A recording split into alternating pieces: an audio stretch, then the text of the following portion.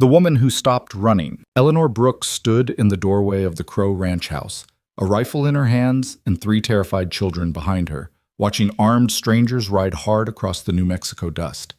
She'd promised herself she was done running, done hiding, done letting fear decide where her children would sleep and whether they'd wake up safe.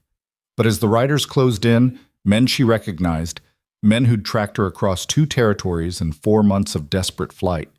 She understood that some promises can only be kept with powder and lead. The question wasn't whether she'd run again. It was whether she'd survive long enough to make that choice. If you want to know how a widowed rancher and a desperate woman built something worth fighting for in the unforgiving New Mexico territory, stay with me until the end. And when you do, hit that like button and comment what city you're watching from. I want to see how far Eleanor's story reaches across this country. The notice had been simple. Blunt, even. The kind of thing a man writes when he's given up on expecting much from the world. Ranch cook wanted. Room and board. Must tolerate children and keep a quiet house. No gossips. No questions. Inquire at Crow Ranch, 6 miles south of Bent Creek, New Mexico territory.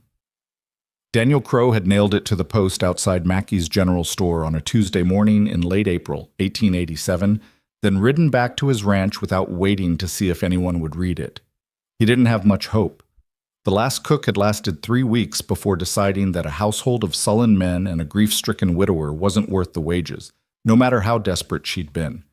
The house had been empty of a woman's presence for 2 years, ever since Sarah died. Daniel didn't talk about Sarah, didn't keep her things where he could see them, didn't visit her grave more than once a season. He'd learned that grief was like a wounded animal. The more you poked at it, the more it bit back. So he worked, rose before dawn, worked until his hands bled, fell into bed too exhausted to dream. His ranch hands had learned not to expect conversation. His neighbors had learned not to expect visits. The house reflected the man. Functional, spare, clean enough to pass inspection, but devoid of anything that suggested comfort or care. The kitchen was the worst of it, a space that had once smelled of fresh bread and coffee, now smelled of dust and old smoke.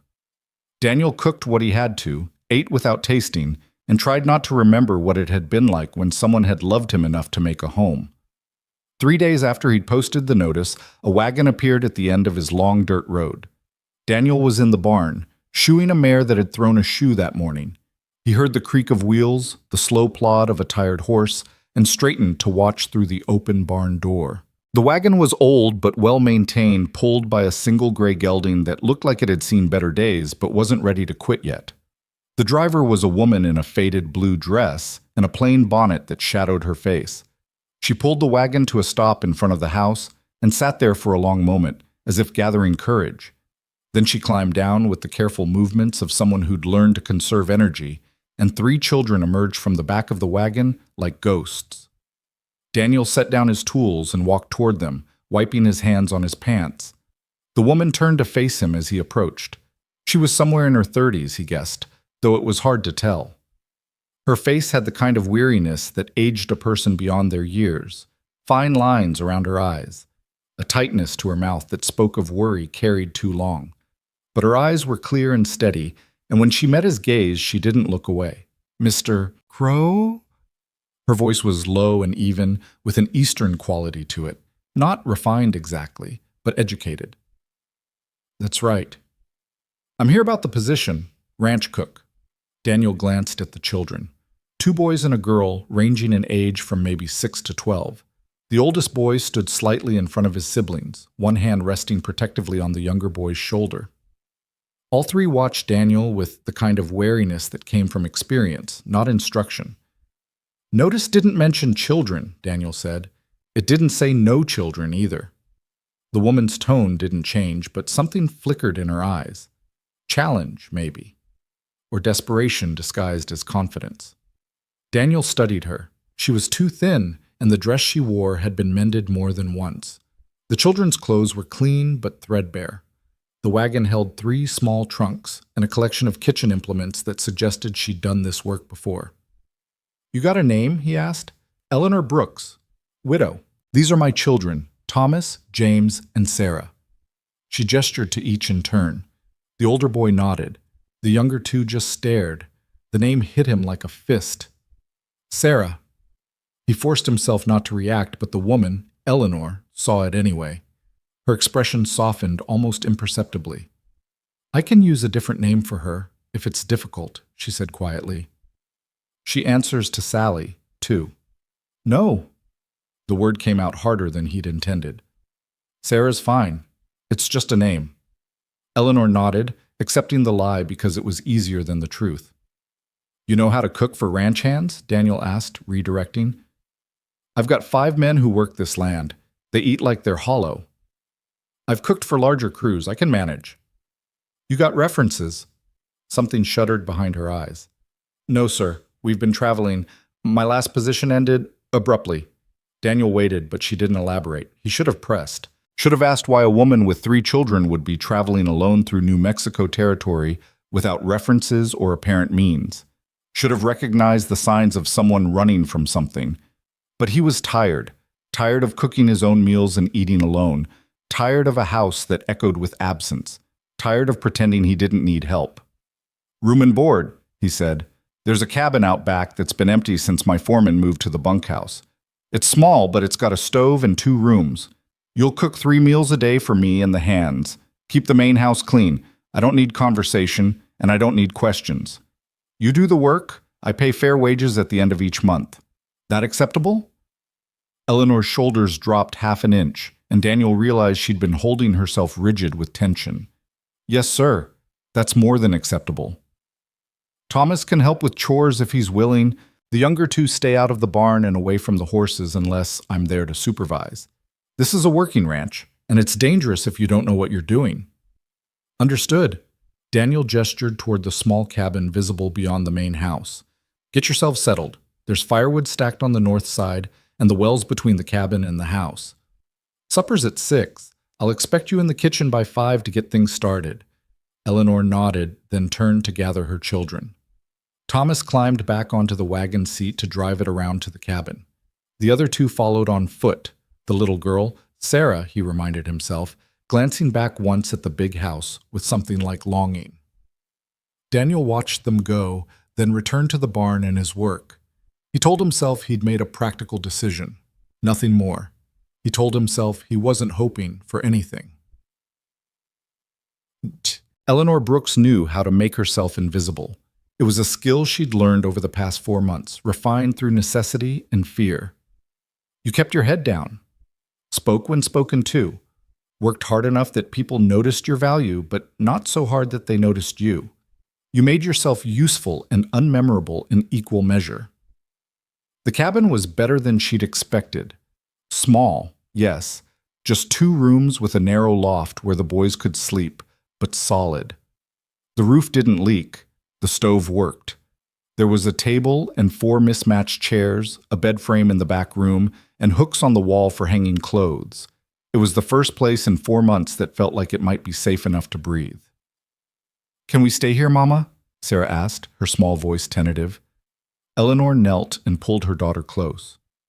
"For now, sweetheart. For now." Thomas, ever practical at 12 years old, was already unpacking their few possessions. "I'll sleep in the loft with James. You and Sarah can take the back room." "Thank you, Thomas." Eleanor stood and began organizing their kitchen supplies. She had 2 hours before she needed to report to the main house, and she intended to use every minute to make this place feel like home. By 5 o'clock, she'd scrubbed the cabin clean, made up beds with their threadbare linens, and unpacked their clothing into the single trunk they used as a dresser. The boys had hauled water from the well, and Sarah had arranged their few books on a shelf Thomas had fashioned from an old crate. Eleanor changed into her other dress, slightly less worn than the one she'd traveled in, and pinned her dark hair back into a tight bun. She studied her reflection in the small mirror she'd propped against the wall. She looked like what she was, a woman past her prime, hollowed out by hardship, held together by will alone. Good. Let him see a tired widow who needed work. Let him see someone grateful and compliant. Let him see anything except the truth. She walked to the main house as the sun began its slow descent toward the western horizon. The kitchen door was unlocked and she let herself in. The kitchen was worse than she'd expected. Not dirty, exactly, but neglected. The kind of space where a man cooked because he had to, not because he cared. Pots hung from hooks, but they needed proper cleaning. The stove was functional, but hadn't been seasoned in months. The pantry held staples, flour, cornmeal, beans, salt pork, but nothing that suggested thought or variety. Eleanor rolled up her sleeves and got to work. She found potatoes in a bin, onions hanging in a net, and a side of bacon that needed slicing. Within 20 minutes, she had a pot of beans simmering, potatoes frying in bacon grease, and cornbread baking in the oven. It wasn't fancy, but it was hot and substantial, the kind of meal that would fill working men and leave them satisfied. At 6 o'clock precisely, the hands began filing in through the back door. 5 men, just as Daniel had said, ranging from a grizzled cowboy who looked to be in his 60s to a kid who couldn't have been more than 17. They stopped short when they saw Eleanor at the stove. "Ma'am," the oldest one said, removing his hat, "didn't know Crow had hired on." "Mrs. Brooks," Eleanor said, nodding politely. "I'm the new cook. Supper's ready if you'd like to wash up." They did, using the basin by the door with the kind of efficiency that spoke of long practice. Daniel appeared last, his expression carefully neutral. Eleanor served the meal in silence, placing heaping plates in front of each man. They ate without conversation at first, the kind of focused consumption that came from genuine hunger. But gradually she heard the shift, small sounds of appreciation, the scrape of forks slowing as they savored rather than simply consumed. "This is real good, ma'am," the young one finally ventured. "Thank you." The grizzled cowboy, introduced by the others as Hank, nodded his agreement. "Haven't had cooking like this since, well, in a good while." Eleanor saw Daniel's jaw tighten, but he said nothing. She cleaned as they ate, washing pots and wiping down surfaces with the methodical efficiency of someone who'd done this work 1,000 times. When the men finished, they brought their plates to her at the basin, murmuring thanks. Daniel was last. "That was acceptable," he said quietly. Eleanor almost smiled. Acceptable. High praise, apparently, from Daniel Crow. "I'll have breakfast ready at 5:30, she said, "unless you need it earlier." 5:30's fine." He paused, as if considering whether to say more, then simply nodded and left. Eleanor finished cleaning, banked the fire in the stove, and returned to the cabin. Thomas and James were already asleep in the loft, and Sarah was fighting to keep her eyes open. "Did it go well, Mama?" she whispered as Eleanor helped her into her nightgown. "It did, sweetheart. We're going to be all right here." "Do you promise?" Eleanor smoothed her daughter's hair and kissed her forehead. "I promise I'll do everything I can to keep us safe. Now sleep." She lay awake long after Sarah's breathing had evened out into sleep, listening to the night sounds of the ranch, horses shifting in the barn, the distant yip of coyotes, the creak of the cabin settling. She'd been running for 4 months. 4 months of looking over her shoulder, of changing their names, of taking work where she could find it and leaving before questions could be asked. 4 months of teaching her children to lie, to be quiet, to trust no one. She'd told herself she was protecting them, and she was. But she was also tired. Tired of fear. Tired of running. Tired of being alone. The Crow Ranch felt different. Remote enough to be safe, but stable enough to offer the illusion of permanence. And Daniel Crow, he was a man who kept to himself, who didn't ask questions, who seemed to understand the value of silence. Maybe, Eleanor thought, they could stay here. Maybe this could be the place where they finally stopped running. But 4 months of fear had taught her not to hope too hard. So she lay in the dark and told herself to be grateful for one safe night. Tomorrow would take care of itself. Daniel Crow woke at 4:30, same as always. His body knew the rhythm even before his mind caught up. Pull on clothes in the dark, splash water on his face from the basin, lace boots with fingers that moved by memory. The house was different. He noticed it the moment he stepped into the hallway. It smelled like coffee. He walked into the kitchen and stopped. Eleanor stood at the stove, her back to him, already working. The coffee pot was hot. Fresh biscuits were rising under a cloth, and she was slicing salt pork with the kind of precision that spoke of professional skill. She turned when she heard him. "Good morning, Mr. Crow. Coffee's ready." He grunted, which was as close to thanks as he usually got before sunrise, and poured himself a cup. He sat at the table, his table, in his kitchen, except it didn't feel quite like his anymore, and watched her work. She moved with economy and grace. No wasted motion, no hesitation. She knew where everything was already, had organized the kitchen in a single evening to suit her workflow. The biscuits went into the oven, eggs cracked into a bowl, bacon laid out in a skillet. "You're up early?" he finally said. "Ranch hours." Eleanor didn't look up from her work. "I'm used to it." "Where'd you work before?" The slightest pause, almost imperceptible. "Colorado. Cattle ranch outside of Pueblo." "Big operation?" "Big enough." She turned to face him, meeting his eyes with that same steady gaze. "Is there something specific you'd like to know, Mr. Crow?" "Yes," he thought. "I'd like to know why a woman with your skills is willing to work for room and board in the middle of nowhere. I'd like to know why you travel with everything you own in 3 trunks. I'd like to know what you're running from." But he'd promised no questions, and Daniel Crow kept his word. "Just making conversation," he said. "I understood the position didn't require conversation." Point taken. Daniel finished his coffee in silence and went out to begin the day's work. By the time he and the hands came in for breakfast at 6, the kitchen smelled like heaven. Biscuits, gravy, eggs, fried potatoes, bacon. Real food, cooked with care. The kind of breakfast that made hard work possible. The men ate with focused appreciation. Daniel found himself eating more than he had in months, his body responding to proper nutrition after too long on coffee and whatever he could throw together quickly. "Mrs. Brooks," Hank said between bites, "if you can cook like this regular, we might actually survive the summer in decent shape." Eleanor, washing dishes at the basin, allowed herself a small smile. "I'll do my best." The days fell into rhythm. Eleanor cooked, cleaned, and managed the household with quiet efficiency. Her children kept to themselves, appearing only at mealtimes or when Thomas came to help with chores. The boy was a hard worker. Daniel noticed that immediately.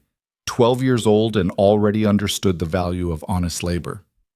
A week passed, then 2. The ranch hands grew comfortable with her presence, started joking at meals, started asking for particular dishes.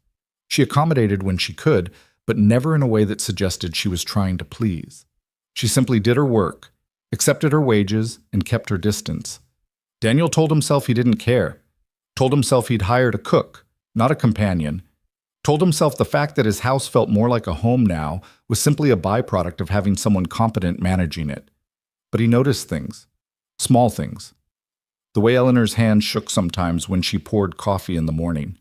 The way she positioned herself in the kitchen so she could always see the door. The way her children never strayed far from the cabin, never played loudly, never drew attention. They were afraid of something, all of them. It was Hank who finally said what Daniel had been thinking. "She's running," the old cowboy said one evening as they worked on mending fence line. "That woman and her kids. They're running from something." Daniel drove a post into the ground harder than necessary. "Not our business." Didn't say it was, just saying I recognize the look. Seen it before on women who got good reason to disappear. "You got a point, or are you just gossiping like an old woman?" Hank spat tobacco juice and grinned.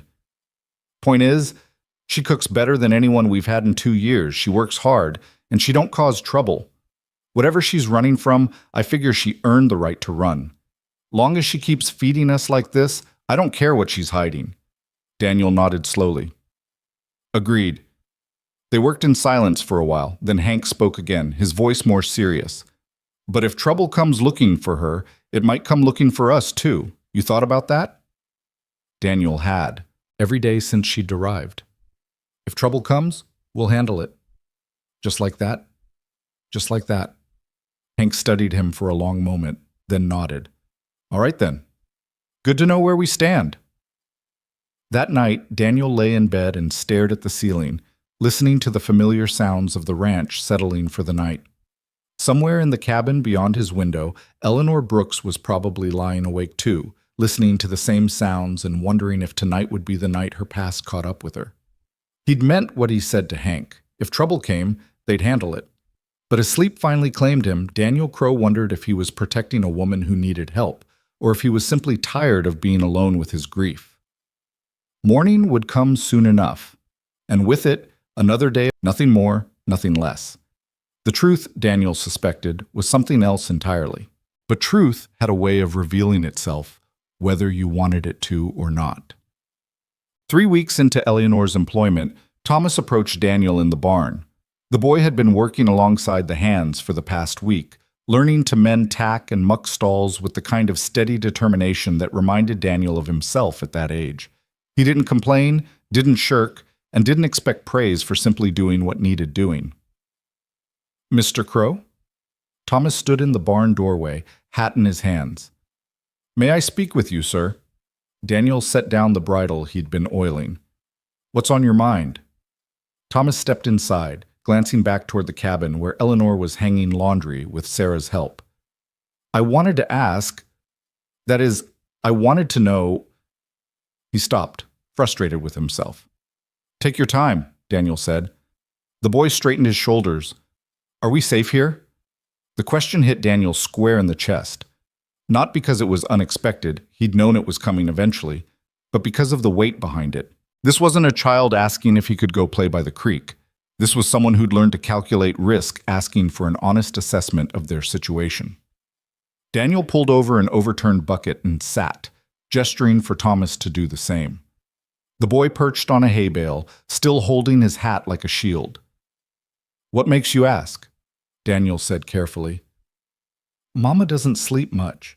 I hear her walking at night, checking the windows, and she makes us practice." He stopped abruptly. "Practice what?" Thomas hesitated, then the words came out in a rush. "Practice leaving quickly. If we have to run again. She's got our things packed in the wagon still, even though we've been here almost a month. She says it's just being prepared, but I know better." Daniel absorbed this, his suspicions confirmed. "Your mother's had a hard time." "I know, but I'm tired of running, Mr. Crow. James and Sarah, they're too young to understand, but I'm tired. I want to stay somewhere. Go to school, maybe. Have friends." His voice cracked slightly. "I want to stop being afraid." "Does your mother know you feel this way?" "I can't tell her. She's doing the best she can, and if I complain, it'll just make her feel worse." Thomas looked up, and his eyes, so young but carrying such old worry, met Daniel's. "So I'm asking you, are we safe here? Can we stay?" Daniel chose his words carefully. "I can't promise you absolute safety. Nobody can. But I can tell you this. While you're on this ranch, you're under my protection, all of you, and I don't take that responsibility lightly. Even if someone came looking for us? Especially then." Thomas nodded slowly, processing this. "Mama won't tell you why we're running. She made us all swear not to talk about it. I'm not asking you to break a promise to your mother. But you want to know. I want to help. Sometimes that's easier if I know what I'm helping with, but I respect your mother's right to her privacy." Daniel paused.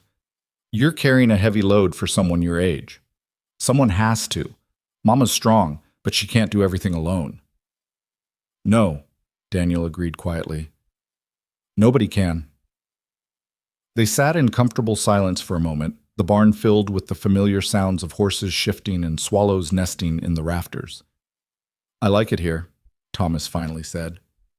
"The work is hard, but it's honest, and you treat me like I matter, not like I'm just a kid in the way. You do good work. You've earned the respect." Thomas stood, fitting his hat back on his head. "Thank you, Mr. Crow, for being straight with me." "Thomas," Daniel said as the boy turned to leave, "if your mother asks what we talked about, she won't. She tries not to ask questions because she doesn't want to answer any." Thomas smiled sadly. That's how it's been for a while now. After the boy left, Daniel sat alone in the barn for a long time, thinking about the promises he'd just made and wondering if he could keep them. Eleanor Brooks had brought more than cooking skills to his ranch. She'd brought complications, secrets, the kind of trouble that came looking for people whether they wanted it to or not. The smart thing would be to let her go now, before whatever she was running from arrived at his doorstep. But Daniel Crow had learned something in the 2 years since Sarah died. Being smart and being alive weren't the same thing. He'd spent 2 years being smart, keeping his head down, doing his work, avoiding anything that might crack the carefully constructed shell around his grief. Eleanor and her children had cracked it anyway, not through any fault of their own, but simply by being there, by filling his house with the sounds of life, by reminding him what it felt like to protect something that mattered. He stood and returned to his work, but his mind kept circling back to one thought. Whatever Eleanor Brooks was running from, it would catch up eventually, and when it did, Daniel intended to be standing in its way. The trouble arrived on a Wednesday morning in mid-May, riding hard and raising dust. Eleanor was in the kitchen kneading dough for the noon meal when she heard the horses. Not the familiar sound of the ranch hands moving cattle or Daniel working in the corral, but something different, urgent. Multiple riders coming fast, her hands stilled in the flour. Through the window, she could see 3 men she didn't recognize pulling up near the barn. They wore trail dust and hard expressions, and the way they sat their horses, loose in the saddle but ready, told her everything she needed to know. They'd found her. Eleanor's heart hammered against her ribs, but her hands were steady as she wiped the flour away and untied her apron. 4 months of running had taught her not to panic. Panic got you killed. Clear thinking and quick action kept you breathing. She moved to the kitchen door and stepped outside, positioning herself where she could see, but also where she could run if needed. The cabin was 40 yards away. If she could reach it, get the children, get to the wagon. Help you, gentlemen? Daniel's voice cut through her spiraling thoughts. He'd emerged from the barn, wiping grease from his hands with a rag, his posture casual but his eyes alert. The lead rider was a thick-shouldered man with a scar running from his temple to his jaw. He dismounted with the practiced ease of someone who'd spent more time in a saddle than out of it. Looking for a woman, widow, traveling with 3 kids, dark hair, probably calling herself something ordinary. Brooks, maybe. Or Smith? Or Jones? Eleanor's blood turned to ice. Daniel's expression didn't change. What's she wanted for? Arson, theft, conspiracy to defraud. The man's smile was ugly. She killed a man in Colorado, then ran before she could hang for it. That's a lie. The words were out before Eleanor could stop them. All eyes turned to her. The scarred man's smile widened. Well now, he said, taking a step toward her. Looks like our information was good after all. Daniel moved, putting himself between Eleanor and the riders with a casual shift that looked accidental, but absolutely wasn't. On whose authority are you making these accusations? Victor Hale's authority. He's got legal claim to Mrs. Brooks and compensation owed for damages she caused. We're authorized to bring her back to Colorado to face justice. Victor Hale. Eleanor's voice shook with rage rather than fear. Victor Hale is a liar and a criminal who's never faced justice in his life. The scarred man ignored her, addressing Daniel instead. You the owner here? Daniel Crow. This is my land. Then you've been harboring a fugitive, Mr. Crow. Might want to step aside before you find yourself facing charges, too. Daniel didn't move. I've been employing a cook. Far as I know, Mrs. Brooks hasn't broken any laws, and I don't see any badges on you 3, which means you've got no legal authority to do anything on my property except leave. We don't need badges. We've got Mr. Hale's writ and his money, and that's authority enough. Not in New Mexico territory, it isn't. Daniel's voice stayed level, but something had changed in his stance. Eleanor recognized it, the shift from conversation to confrontation. Now, I'm going to give you boys a choice. You can ride out of here peaceful, or you can stay and find out how we handle trespassers on the Crow Ranch. The scarred man's hand drifted toward his gun. You threatening us? Stating facts, my land, my rules, and my rule is simple. You leave now, or you leave bleeding. Hank appeared from the barn, rifle held casually but ready. 2 more ranch hands emerged from the bunkhouse, also armed. The young one, Billy, looked nervous, but his gun was steady. The odds had shifted. The scarred man calculated, his eyes moving from Daniel to the armed hands to Eleanor and back. Mr. Hale's not going to like this. Mr. Hale can file a proper complaint with the territorial marshal if he's got legitimate grievances. Until then, he can keep his hired guns off my property. For a long moment, nobody moved. Eleanor could hear her own heartbeat, could feel the weight of her children's safety pressing down on her chest. Thomas would be in the barn loft where she'd told him to stay during the day. James and Sarah were supposed to be at the cabin, but she could see Sarah's small face peeking around the corner of the house. If shooting started, her daughter was exposed. "Sarah, inside," Eleanor said quietly but firmly. The little girl disappeared immediately. The scarred man noticed the exchange and smiled again. "3 kids, just like we heard? That the youngest? Pretty little thing." Daniel's hand moved to his own gun. "You've got 10 seconds to get on your horses. Then I start shooting, and I don't miss." "You'd kill 3 men over a woman you barely know?" "I'd kill 3 trespassers threatening people under my protection. What you call it doesn't matter much to me." The math was simple, and the scarred man knew it. 3 against 4, and they were the ones caught in the open. He raised his hand slowly, showing empty palms. "We're leaving, for now. But this isn't finished, Crow. Mr. Hale doesn't forgive, and he doesn't forget. Neither do I." The men mounted up, the scarred one last. Before he turned his horse, he looked at Eleanor. "You can't hide forever, Mrs. Brooks, and when you run out of men stupid enough to protect you, Victor will be waiting." They rode out, taking their time about it, making sure everyone understood they were leaving by choice, not because they were afraid. Eleanor didn't breathe properly until they disappeared over the ridge. Daniel turned to her, his expression unreadable. "Inside. Now." She followed him into the kitchen, her legs shaking with delayed reaction. Daniel closed the door and leaned against it, studying her with those steady gray eyes. "So," he said quietly, "are you going to tell me the truth now, or do I have to wait until the next group shows up?" Eleanor sank into a chair, her hands gripping the table edge to keep them from trembling.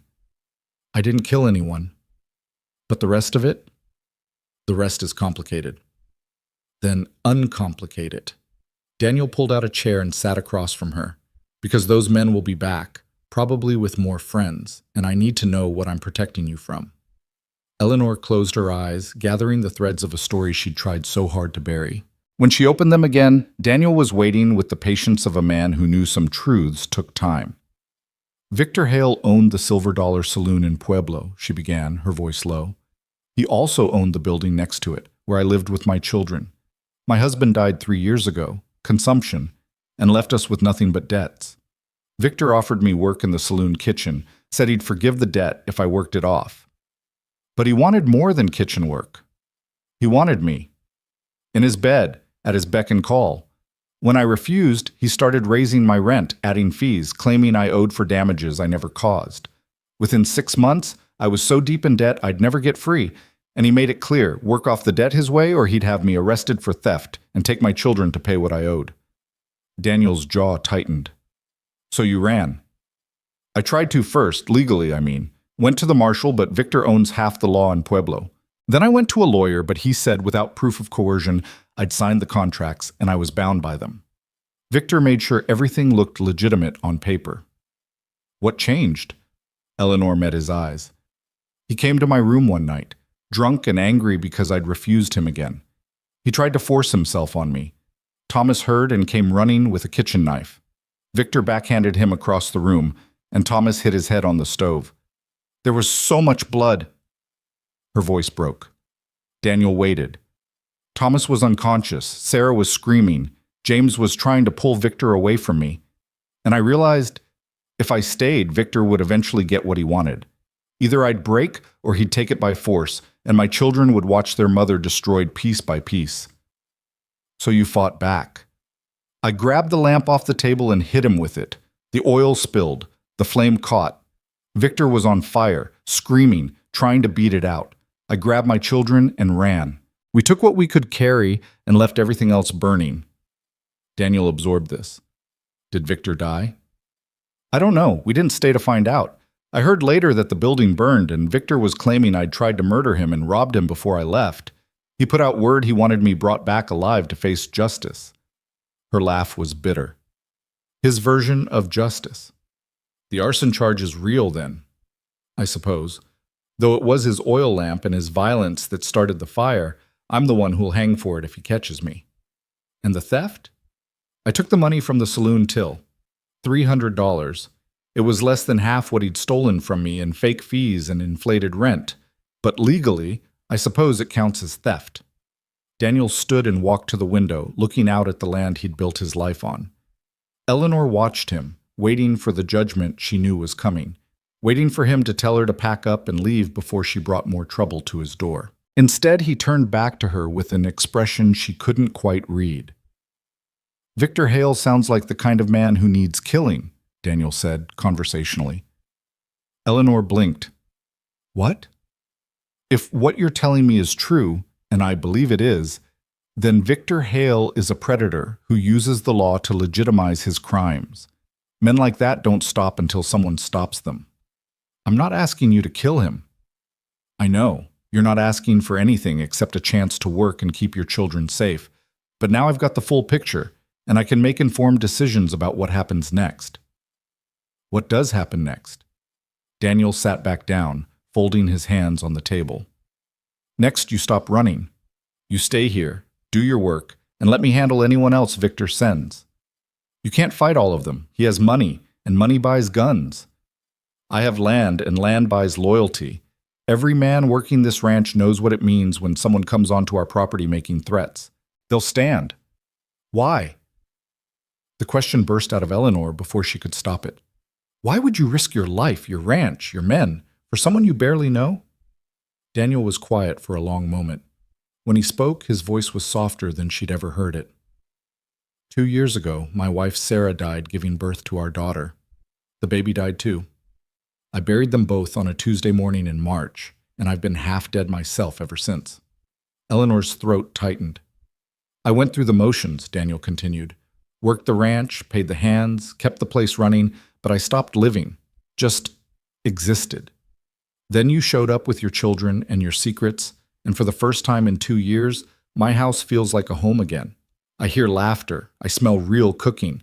I watch your boy work like he's got something to prove, and I remember what it felt like to have purpose beyond just surviving another day."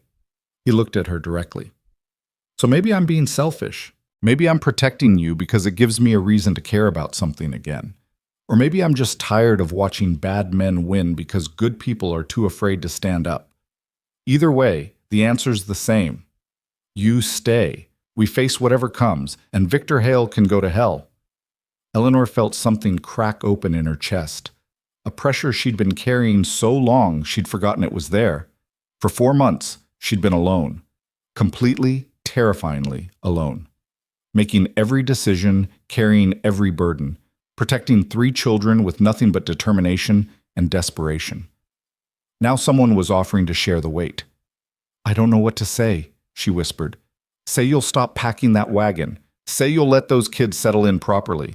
Say you'll trust me enough to stand still and fight instead of running." Eleanor thought of Thomas asking if they were safe here.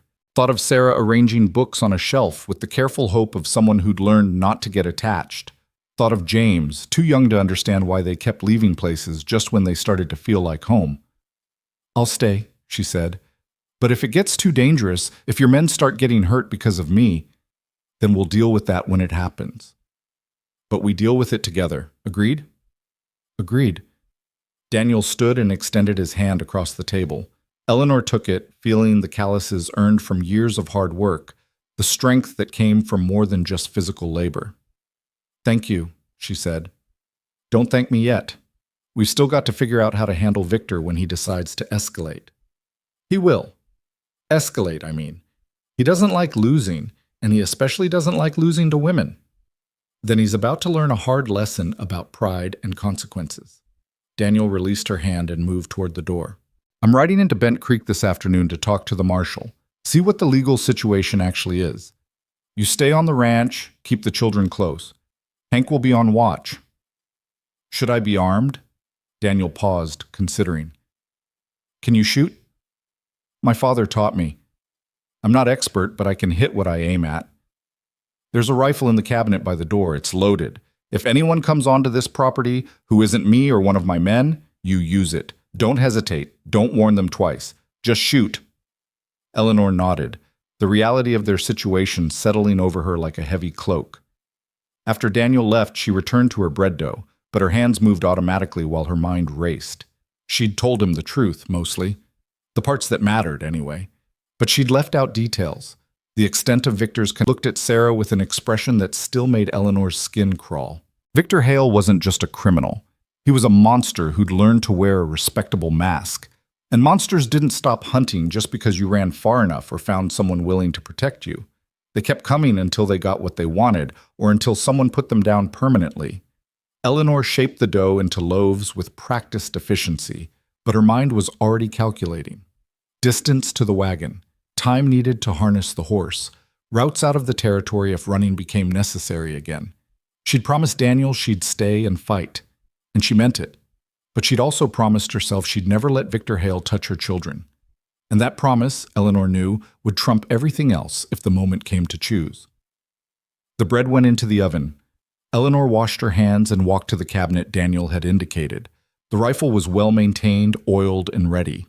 She checked the load with hands that remembered her father's patient instruction from years ago, then returned it to the cabinet. Through the window, she could see Thomas working in the corral with one of the hands, learning to rope a post.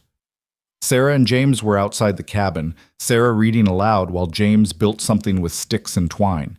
Normal children doing normal things. Except they weren't normal children anymore. They were children who knew how to pack a wagon in 5 minutes, who knew to be silent when strangers appeared, who knew that sometimes you had to run in the middle of the night and leave everything behind. Eleanor had done that to them. Not intentionally, not cruelly, but the result was the same. She'd turned her children into fugitives because she'd refused to let a monster have her. Now Daniel Crow was offering them something different, a chance to stand still, to put down roots, to stop being afraid every time horses approached. But that chance came with a price, and Eleanor knew who would pay it if things went wrong. She pressed her forehead against the cool glass of the window and allowed herself exactly 60 seconds of fear. 60 seconds to imagine all the ways this could end badly. 60 seconds to feel the full weight of her choices. Then she straightened, wiped her eyes, and went back to work. Fear was a luxury she couldn't afford. Not anymore. Daniel returned from town just before supper, his expression grim. Eleanor was setting the table when he came in, and the ranch hands immediately sensed something had shifted. They ate quickly and quietly, then cleared out without their usual lingering conversation. When they were alone, Daniel poured himself coffee and sat heavily. "The marshal knows Victor Hale," he said without preamble. "Says he's got connections all the way to Denver, political friends, money in the right pockets. If he wants you brought back to Colorado, he's got the resources to make it happen legally." Eleanor's stomach dropped. "So I can't stay." "I didn't say that. I said if he goes the legal route, he's got the power to make it stick. But legal takes time. Warrants, extradition papers, territorial jurisdiction disputes. Could be months before anything official happens." Daniel met her eyes. "The problem is, Victor doesn't strike me as the patient type." "He's not. So he'll send more men, more guns. Eventually, he'll come himself. And when he does," Daniel's smile was cold, "when he does, we'll be ready. I've talked to the hands. They're all staying. Hank's sending word to a few friends who might be interested in hiring on for premium wages, given the circumstances. By the end of the week, we'll have 10 armed men on this property who understand exactly what they're protecting. That will cost you a fortune. I've got money saved, and my ranch, my choice how I spend it." Eleanor started to protest, but Daniel held up a hand. "Before you argue, understand something. This stopped being just about you the moment those men rode onto my land and made threats. Victor Hale just told me I don't have the right to decide who works my ranch or who I protect. That makes it personal. I don't tolerate that kind of disrespect, and I sure as hell don't back down from it. You're talking about a range war over a cook. I'm talking about principles, about standing up when it matters, about not letting rich men with dirty money dictate how decent people live their lives." Daniel leaned forward. "My whole life, I've watched men like Victor Hale take what they want and call it legal. Use the system to legitimize theft and violence and exploitation. I've watched them win because people like me, people who could stand up, decided it wasn't our fight. And now it is your fight? Now I've decided that if I'm going to live, I might as well live for something that matters. You and your children matter. The principle of protecting people who can't protect themselves matters. And making sure Victor Hale learns that money can't buy everything. That matters too. Eleanor sat down across from him, studying his face. She saw determination there, and anger, but also something else. Something that looked like purpose. Like a man who'd been sleepwalking for 2 years and had finally woken up. "You know this might get you killed," she said quietly. "Yeah. And you're willing to take that risk." "I've been dead for 2 years already, just kept breathing out of habit. This," he gestured vaguely, "this feels like living again. Even if it's dangerous, even if it ends badly, at least it's something real." Eleanor felt tears prick her eyes, but blinked them back. "You're either the bravest man I've ever met or the craziest. Probably both." Daniel's expression softened slightly. "But for what it's worth, I think you're pretty brave yourself. Most people would have given up or given in. You kept fighting, kept your children safe, kept going when everything pointed to quitting. That takes strength. Or stubbornness. Same thing, mostly." They sat in comfortable silence, the weight of shared purpose settling between them. Outside, the sun was setting, painting the New Mexico sky in shades of orange and gold. Inside, the kitchen smelled of coffee and bread and the beginnings of something that might have been hope. "I should check on the children," Eleanor finally said. "Get them to bed." "Eleanor," Daniel's voice stopped her at the door. "When this is over, when we've dealt with Victor and you're safe, I want you to know you've got a place here. Permanent, if you want it. Not just as a cook, as part of this ranch. Your children, too. Thomas has a future here if he wants it. They all do." Eleanor's throat tightened. "You're offering me a home. I'm offering you a choice. To stay not because you're running from something, but because you're choosing something worth running toward." She nodded, not trusting her voice, and slipped out into the evening air. The cabin glowed with lamplight when she entered. Thomas looked up from the book he'd been reading to his siblings, his expression questioning. "Are we leaving?" he asked quietly. Eleanor sat down and pulled all 3 children close. "No, sweetheart, we're not leaving. We're staying. We're going to fight." "Fight how?" Sarah's voice was small and frightened. "By standing still. By letting good people help us. By trusting that sometimes the right thing to do is stop running and face what's chasing you." "What if we lose?" James asked. Eleanor kissed the top of his head. "Then we lose knowing we tried. But I don't think we're going to lose. I think Mr. Crow is the kind of man who doesn't know how to quit. And I think maybe we've been running long enough. Maybe it's time to see what happens when we stand our ground." Thomas met her eyes over his siblings' heads. In his gaze, she saw relief and fear in equal measure, but also something else, something that looked like the beginnings of trust.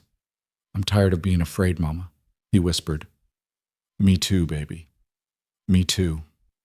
That night, for the first time in 4 months, Eleanor unpacked the wagon completely. She hung their clothes properly, arranged their few possessions with care, made the cabin feel less like a temporary shelter and more like a home. And when she finally lay down to sleep, she didn't position herself near the window to watch for approaching riders. Instead, she closed her eyes and allowed herself to imagine a future that extended beyond the next town, the next job, the next desperate escape. Outside, Hank kept watch from the barn loft, his rifle across his knees and his eyes on the horizon. The ranch settled into the quiet rhythms of night, unaware that 2 days later, everything would change. Victor Hale arrived at noon on Saturday, and he didn't come quietly. Eleanor heard them first, the thunder of hooves that made her freeze mid-motion, a plate suspended in her soapy hands. Through the kitchen window, she counted 8 riders cresting the ridge, moving in formation like a military unit. They weren't trying to hide. They weren't trying to negotiate. They were coming to take what they believed belonged to them. "Daniel!" Her voice carried across the yard, sharp with warning. He was already moving, emerging from the barn with Hank and 2 other hands. The rest appeared from various positions around the ranch. Daniel had stationed them strategically after his trip to town, anticipating exactly this scenario. 10 men total now, thanks to the reinforcements Hank had recruited. They spread out with practiced efficiency, creating a defensive perimeter around the main house and cabin. Eleanor set down the plate with shaking hands and reached for the rifle. Behind her, she heard Thomas shepherding his siblings into the back bedroom, their footsteps quick but controlled. They'd practiced this, knew what to do when trouble came. The riders pulled up 50 yards from the house, close enough to be clearly seen but far enough to avoid immediate confrontation. The man in the center sat his horse like he owned the world, and Eleanor's stomach clenched with recognition. Victor Hale had aged in 4 months, or perhaps the burns had simply revealed what had always been underneath. The left side of his face was scarred, twisted tissue that pulled his mouth into a permanent sneer. He'd been a handsome man once, had used that charm to seduce and manipulate. Now he looked like what he was, a monster wearing human skin. His eyes found Eleanor in the kitchen doorway, and his smile was terrible to see. "Eleanor, darling," he called out, his voice carrying across the yard with false warmth. "You've led me on quite a chase, but it's time to come home now, time to settle your debts." Daniel stepped forward, positioning himself directly in Victor's line of sight. "You've got no business here, Hale. Turn around and leave while you still can." Victor's gaze shifted to Daniel, assessing. "You must be the famous Daniel Crow, heard about you in town. Widower, keeps to himself, minds his own business, or at least you used to before my property seduced you into playing hero." "Mrs. Brooks isn't property. She's a free woman working on my ranch." "Mrs. Brooks is a thief and an arsonist who owes me compensation for damages. I've got legal documents right here." Victor patted his saddlebag, "proving her debt and my right to collect. Now, you can hand her over peaceful, or we can do this the hard way. Your choice." "There's a third option," Daniel said calmly. "You leave now, file whatever legal papers you want through proper channels, and we handle this through territorial law instead of hired guns." Victor laughed, the sound sharp and cruel. "You think I came all this way to play by rules written by fools? I make my own rules, Crow. Always have. And my rule says Eleanor belongs to me, along with those 3 little ones she's been hiding." Eleanor's blood turned to ice. "You stay away from my children." "Your children?" Victor's scarred face twisted further. "Funny thing about debt, Eleanor. When you can't pay in cash, the law allows for alternative compensation. Those children could work off your debt in, 10 years or so. 15 maybe. Plenty of uses for young hands in my establishments." The threat was clear, deliberate, designed to provoke. Eleanor felt rage rise in her throat, but before she could respond, Daniel's voice cut through the tension like a blade. "You just made a fatal mistake, Hale." "Oh? And what's that?" "Threatening children on my land. That's not a debt dispute anymore. That's something else entirely." Daniel's hand moved to his gun, and around the yard his men did the same. "Last chance. Ride out now, or we settle this the frontier way." Victor's smile never wavered. "You're outnumbered, Crow. I've got 8 guns to your, 7? 8? And my men are professionals. Yours are just ranch hands playing at being soldiers. Your men are hired muscle who'll run the moment the shooting starts. Mine are defending their home. There's a difference. Then I guess we're about to find out which matters more, loyalty or skill." The moment stretched taut as wire. Eleanor could see Daniel calculating, weighing options, could see Victor's men shifting nervously, hands hovering near weapons, could see her entire fragile new life balanced on the edge of violence. Then hooves sounded from the road behind Victor's group, and a new voice cut through the standoff. "Federal Marshal coming through. Everyone keep their hands visible and their tempers cool." The marshal was a lean man in his 50s, weathered and sharp-eyed, with a badge pinned to his vest and a reputation that preceded him. Eleanor had heard Daniel mention Marshal Tom Bridger, a man who couldn't be bought and wouldn't be intimidated. Victor's expression flickered with annoyance. "Marshal, this is a private matter. Looked like a potential massacre from where I was riding." Bridger urged his horse forward, positioning himself between the 2 groups. "Daniel Crow, you care to explain why you've got armed men surrounding your ranch like you're expecting war?" "Protecting what's mine, Tom. Mr. Hale here seems to think he's got a right to take one of my employees by force." Bridger turned to Victor. "That true?" "I've got legitimate claims against Mrs. Brooks. Debts owed, crimes committed. I'm simply exercising my legal rights to collect. By riding onto private property with 8 armed men? That's not how legal rights work in my territory, Hale." Bridger's tone was mild, but there was steel underneath. "You've got documents, Let's see them. Victor hesitated, clearly calculating whether cooperation or defiance served him better. Finally, he reached into his saddlebag and withdrew a leather folder, passing it to the marshal. Bridger read slowly, his expression unchanging. Eleanor watched, her heart hammering. She knew what those papers would say. Victor was meticulous about making his crimes look legal. Every debt inflated, every charge documented, everything designed to paint her as the villain. These papers say Mrs. Brooks owes you substantial money for rent, damages, and theft, Bridger finally said. They say she committed arson resulting in destruction of property. And they say you've got a warrant for her arrest issued in Colorado. Exactly, Sam. Exactly. So you'll be taking her into custody and transporting her back to Pueblo to face charges. Might if these papers were worth the ink they're printed on. Bridger folded the documents and handed them back. But there's a few problems. First, this warrant wasn't issued by any judge I recognize. Looks like you got some local justice of the peace to sign it, but that doesn't hold water across territorial lines. Second, your damage claims are civil matters, not criminal. And third, he paused, his gaze sharpening. I've got a telegram from the Pueblo marshal saying you're wanted for questioning regarding intimidation, extortion, and assault of a widow and her minor children. Victor's scarred face went rigid. That's a lie. Is it? Because according to my information, you've been running a protection racket disguised as legitimate business for the past 5 years, using debt to enslave women, using the law to legitimize your crimes. The only reason you haven't been arrested yet is because your political friends keep blocking the investigations. Bridger's voice hardened. But I don't have political friends, Hale.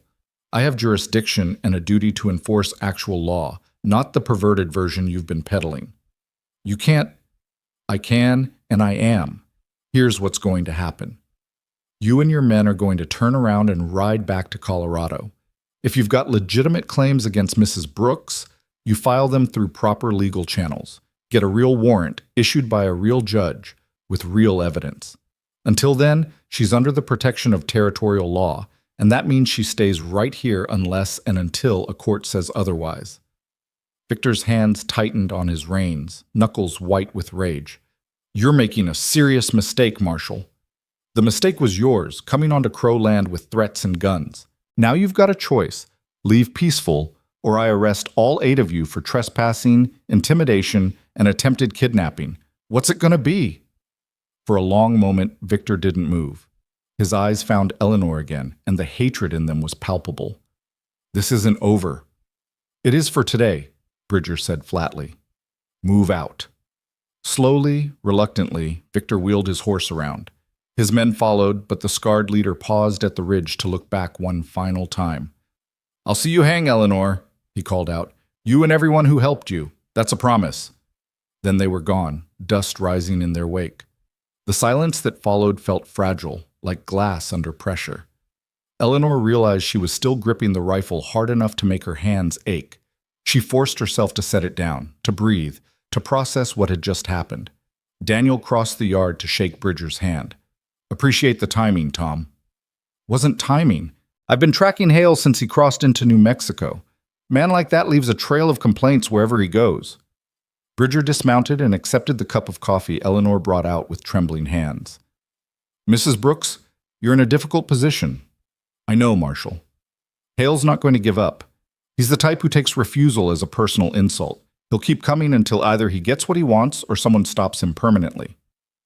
What are my options? Bridger sipped his coffee, considering. Legally? Not many. You did commit arson, even if it was self-defense. You did take money that wasn't technically yours, even if you were owed more. A good lawyer might get the charges reduced or dismissed, but that costs money you probably don't have and time Hale won't give you. So I keep running. Or you stand and fight. Make Hale come at you legally instead of with guns. Force him into a courtroom where his money and connections matter less. It won't be easy, and it won't be quick, but it's better than running for the rest of your life. Daniel spoke up. She's got support here, legal and otherwise. Whatever she needs to fight this proper. Bridger studied them both, his weathered face thoughtful. You two understand what you're getting into? Hale's connected, rich, mean. He'll use every dirty trick in the book, and he'll invent new ones. This could drag on for months, maybe years. Then it drags on, Daniel said simply. But it happens here, on my land, where Eleanor's got people standing with her. The marshal nodded slowly. All right then. I'll make some inquiries, see if I can find evidence of Hale's other crimes. If I can build a case against him, real charges, real evidence, then your situation becomes leverage instead of liability. Meanwhile, you keep your heads down and your guards up. Hale's not done, and next time he comes, it might not be with hired guns. Might be with lawyers or trumped-up charges or worse. We'll be ready, Eleanor said, surprised by the steadiness in her own voice. After Bridger left, promising to return within the week with updates, the ranch slowly exhaled. The hands dispersed to their regular duties, though Eleanor noticed they kept their weapons closer than usual. Daniel walked her back to the cabin, his presence solid and reassuring beside her. You all right? He asked quietly. I saw his face. The burns. Eleanor's voice was barely above a whisper. I did that to him. He did that to himself when he tried to assault you. Don't carry guilt for defending yourself and your children. But now he'll never stop. You saw his eyes. He's going to destroy me or die trying. Daniel stopped walking and turned to face her. Then we make sure he's the one who dies. Eleanor's head snapped up. What? I'm not talking about murder. I'm talking about destroying him the way he's tried to destroy you, legally, publicly, permanently. Bridger's right. If we can expose Hale's crimes, build a case against him, we flip the script. Instead of you being the fugitive, he's the criminal. Instead of running from the law, you're helping it catch a predator. That's a nice idea, but Victor's spent years covering his tracks. He's got witnesses bought, records altered, officials in his pocket. In Colorado, maybe, but not here, and not everywhere. There've got to be other women like you, women he's exploited, threatened, abused. If we can find them, convince them to testify, they won't. They're too afraid. I was too afraid, until I had no choice left. Daniel's expression softened. Then we give them the same thing I'm giving you. Protection. Support. A place to stand that's safe enough to tell the truth. It's a long shot, Eleanor, but it's better than waiting for Hale to come back with something worse. Eleanor thought of Victor's scarred face, his promised revenge, the way he'd threatened her children. Thought of spending the rest of her life looking over her shoulder, teaching her children to live in fear, never knowing when the next attack would come. Daniel was right. Running hadn't worked. Hiding hadn't worked. Maybe it was time to try something different. How do we start? She asked. We start by getting you proper legal representation. Then we start building a case, gathering evidence, finding witnesses. It'll take time and money and more courage than either of us probably has, but it's better than the alternative. Exactly. That evening, after the children were asleep and the ranch had settled into uneasy quiet, Eleanor sat at the small table in her cabin and wrote letters. To the marshal in Pueblo, offering to testify against Victor if charges were filed. To the lawyer Daniel had recommended in Santa Fe, requesting consultation. To two women she'd known in Colorado, women who'd worked for Victor and suffered under his control, asking if they'd be willing to speak up if promises of protection could be guaranteed. She didn't know if the letters would do any good, didn't know if anyone would respond, or if the law would care about the suffering of women whose society had already dismissed as disposable. But she wrote them anyway, because the alternative was surrender, and Eleanor Brooks had already decided she was done surrendering. 3 days later, a young ranch hand rode in from town with a telegram. Daniel read it, his expression darkening, then brought it to Eleanor in the kitchen. The message was brief. Fire at Bent Creek Hotel. 2 dead. Marshal Bridger investigating. Hale seen in area. Stay alert. Eleanor's hands began to shake. He's sending a message. Yes. People are dying because of me. People are dying because Victor Hale is a murderous bastard who uses violence to maintain control. Daniel's voice was hard. Don't take responsibility for his choices. But Eleanor couldn't help it. 2 people dead? And for what? To prove Victor could reach them even here? To demonstrate that nowhere was safe? That night, she didn't sleep. Paced the cabin while her children slumbered, unaware of the fresh blood spilled in their name. Checked the windows compulsively, expecting to see fire on the horizon or armed men approaching through the darkness. Instead, as dawn broke gray and cold, she saw something else. Daniel, standing between the cabin and the main house, rifle across his chest, keeping watch. He'd been there all night, she realized, standing guard while she paced and worried and fought with fear. When he saw her emerge, he nodded once. No words needed. Just acknowledgement of shared purpose, shared danger, shared determination not to let the monster win. Eleanor walked to the main house and started breakfast, her hands moving through familiar motions while her mind worked through impossible calculations. How to keep her children safe. How to fight a man with unlimited resources and no conscience. How to survive when every move seemed to trigger fresh violence. The hands filed in at 6, grim-faced but resolute. They'd all heard about the fire. All understood the implications, but not one of them suggested leaving or abandoning the fight. "We stand with you, Mrs. Brooks," Hank said quietly as she poured his coffee. "All of us. Whatever comes." "Why?" The question escaped before she could stop it. "Why risk your lives for someone you barely know?" The old cowboy smiled, weathered face creasing. "Because some things are worth fighting for. Because we've all seen men like Hale take and take and take, and we're tired of watching it happen. And because," he glanced at Daniel, "because the boss believes in you, and we believe in him. That's reason enough." After breakfast, Daniel called them all together in the barn. 10 men, counting himself. Not a large force, but dedicated, loyal, ready. "Here's the situation," Daniel began, his voice carrying in the quiet space. "Victor Hale is escalating. The fire in town was a warning. Next time, he'll come directly at us. We need to be prepared for anything. Arson, ambush, legal maneuvering, false charges. He's got resources we don't have, but we've got something he doesn't. We've got righteousness on our side, and we've got each other." "What's the plan, boss?" asked Billy, the youngest hand. "We fortify. 2 men on watch at all times, rotating shifts. We keep weapons close and eyes open. No one goes into town alone. Mrs. Brooks and her children stay on ranch property unless I'm personally escorting them. We document everything, every threat, every incident, every piece of evidence that Hale's the aggressor here. And we wait for Marshal Bridger to build his case while making damn sure we're still alive when it's time to testify. And if Hale attacks before the law catches up?" This from Miguel, a quiet Mexican hand who'd worked the ranch for 3 years. Daniel's expression hardened. "Then we defend what's ours with everything we've got. I'm not asking any of you to die for this. If it gets too hot, you're free to ride out with full pay and no hard feelings. But if you stay, I need to know you're in this completely." Silence fell. Then, one by one, each man nodded. "All in, boss," Hank said, speaking for all of them. Eleanor, watching from the barn door, felt something shift in her chest. These men didn't know her story, didn't know if she was innocent or guilty, righteous or flawed. But they stood with her anyway, because Daniel Crow had decided she was worth defending, and that was enough. She thought of Victor's burned face, his promised revenge, his casual threat against her children, thought of all the ways this could end badly, violence, death, destruction.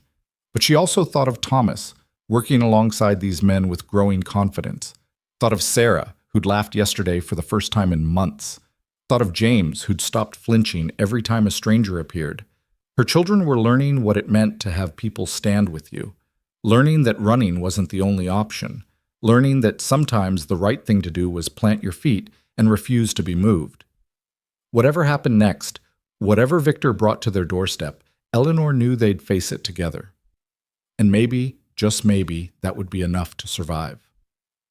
The attack came on a moonless Thursday night, 3 weeks after Victor's first appearance at the ranch. Eleanor woke to the smell of smoke. For a disorienting moment, she was back in Colorado, oil flames spreading across wooden floors while Victor screamed and her children cried. Then consciousness slammed into place, and she understood. This wasn't memory. This was happening now. She rolled out of bed, her hand automatically reaching for the rifle she'd started keeping propped against the wall. Through the cabin window, she could see orange light flickering near the barn. Not the barn itself, the hay shed beside it, flames already climbing the dry wood with hungry eagerness. Thomas, Get your brother and sister, now! Her voice was sharp but controlled, cutting through the children's confused stirring. Just like we practiced. Thomas was 12 years old and had become an expert at moving fast in the dark. Within seconds, he had James by one hand and Sarah by the other, both younger children still stumbling with sleep but obedient through long training. Out the back, toward the main house, Eleanor commanded. Stay low and run. She followed them out, rifle ready, scanning the darkness for movement. The ranch was erupting into chaos, men shouting, running toward the fire with buckets, more flames suddenly springing to life near the bunkhouse. Daniel's voice cut through the confusion, directing the hands to form a bucket line from the well. Eleanor got her children to the main house kitchen and pushed them under the heavy wooden table. Stay here. Don't come out until I say. Mama, Sarah's voice was thin with terror. I'll be right back, baby. I promise. Eleanor kissed her daughter's forehead, then turned and ran back outside. The hay shed was fully engulfed now, flames reaching toward the night sky. But it was the bunkhouse fire that worried her more. If it spread to where the men slept, they'd lose not just supplies but lives. She joined the bucket line, passing water with burning arms while smoke stung her eyes.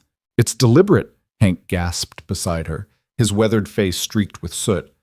3 separate fires, all started at the same time. Someone's still out there. Where's Daniel? Went after them, saw movement near the corral and took Miguel with him. Eleanor's stomach clenched.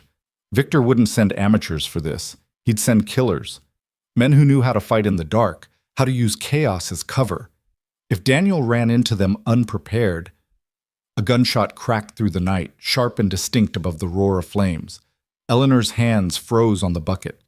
Around her, the ranch hands hesitated, torn between fighting the fire and running toward the sound of violence. Another shot answered the first, then a rapid exchange that sounded like multiple weapons. Keep the line going, Eleanor ordered, surprising herself with the authority in her voice. We lose these buildings. We lose everything. The boss can handle himself. She didn't know if that was true, but she knew panic would kill them faster than fire or bullets. The men responded to her certainty, returning to their desperate work. The bunkhouse fire was contained first, stamped out before it could reach the sleeping quarters. The hay shed was a loss, but the barn itself remained untouched. By the time Daniel and Miguel emerged from the darkness, clothes torn and faces grim, the immediate danger had passed. Daniel was limping slightly, and Miguel had blood running down his left arm, but both were alive. Got one of them, Daniel said without preamble. Dead. The other 2 ran when they realized we were shooting back, found evidence they'd been preparing to torch the main house next.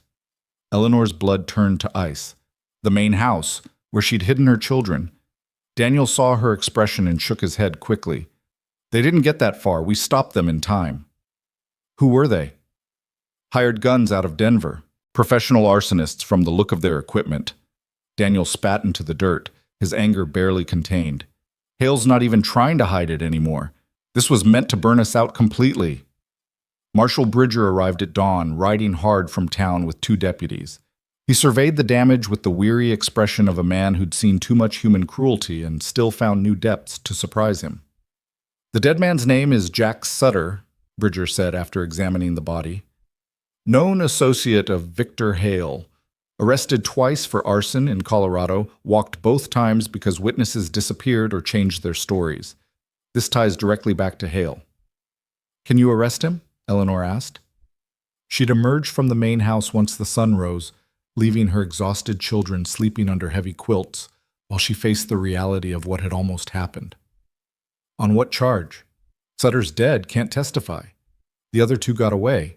And unless we can prove Hale directly ordered this, which he's too smart to put in writing, it's just circumstantial. So he gets away with it again. The bitterness in her voice was sharp enough to cut. Not necessarily. Bridger pulled out a folded paper from his coat. I've been doing some digging like I promised. Found 3 women in Colorado willing to testify about Hale's methods. Coercion, debt manipulation, physical threats. And I found something else. Financial records showing Hale's been running a fraud scheme through his various businesses. Inflating debts, forging documents, bribing officials. It's not murder, but it's enough to get a grand jury interested. Daniel straightened despite his obvious exhaustion. How long until you can bring charges? 2 weeks, maybe 3. I need to get the witnesses to Santa Fe, coordinate with the territorial prosecutor, make sure everything's airtight. Hale's got lawyers who'll tear apart anything less than perfect. Bridger's gaze moved between Daniel and Eleanor. Question is, can you last that long? Because after last night, Hale knows you're dug in. He's going to escalate further. We'll last, Daniel said flatly. Whatever it takes. After Bridger left, promising to station a deputy in Bent Creek to watch for Hale's movements, Daniel called another meeting in the barn. The hands gathered, smoke-stained and exhausted, several sporting minor burns and injuries from the night's chaos. I'm giving each of you a choice, Daniel began. You can stay and see this through, or you can take 3 months' wages and ride out with my blessing and my thanks.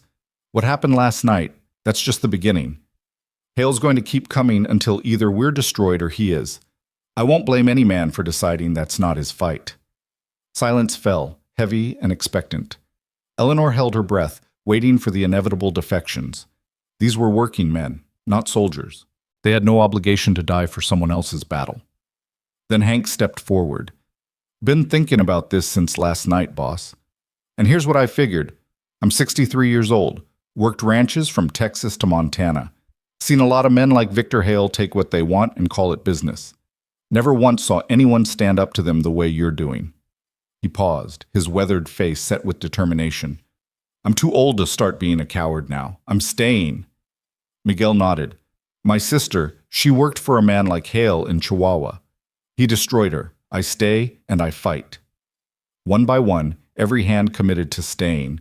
Even Billy, young and scared but trying to hide it, squared his shoulders and said he wasn't going anywhere. Eleanor felt tears prick her eyes, but blinked them back. These men barely knew her, yet they were willing to risk everything because Daniel Crow had declared her worth protecting. The weight of that responsibility settled over her like physical pressure. Thank you, she said quietly. All of you. I know what you're risking, and I— Don't thank us yet, Hank interrupted with a grim smile. Save it for when we're all still breathing at the end. The next 2 weeks passed in a state of controlled tension. Daniel organized the ranch like a military outpost, guards rotating in shifts, weapons always within reach, no one traveling alone. Eleanor moved through her daily routines with mechanical precision, cooking meals and cleaning house while part of her mind stayed constantly alert for the next attack. The children felt it too. Sarah stopped laughing. James grew quiet and watchful. Thomas took to sleeping with a knife under his pillow, and Eleanor didn't have the heart to tell him it wouldn't help if armed men came for them in the night. Letters arrived, responses to the ones Eleanor had sent weeks ago. The lawyer in Santa Fe agreed to take her case, intrigued by the challenge of exposing a powerful criminal and willing to work for reduced fees given the circumstances. One of the women from Colorado wrote back, her words shaky but determined. If you're really going to fight him, I'll stand with you. Someone has to. It wasn't much, but it was something. Small pieces of hope in an otherwise dark time. Then, on a Tuesday morning, everything changed. Daniel was in town collecting supplies when the rider came. Eleanor was in the garden behind the cabin teaching Sarah how to identify edible plants when she heard hooves approaching fast. Thomas appeared from the barn, already running toward the house. Mama, someone's coming! Eleanor grabbed Sarah's hand and ran. They made it to the porch as the rider pulled up. A young Mexican boy, maybe 14, his horse lathered with sweat. Senora Brooks? He gasped. I have message from Senor Crow. He says you must come to town now. Very important. Marshall needs you. Eleanor's instincts screamed warning. Why didn't Daniel come himself? He is with the marshal. They have Victor Hale arrested. They need you to identify him, make statement for charges. It was exactly what they'd been waiting for.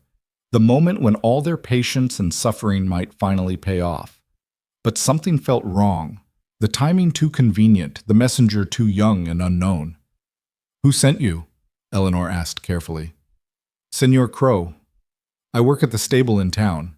He gave me $2 to ride fast and bring you.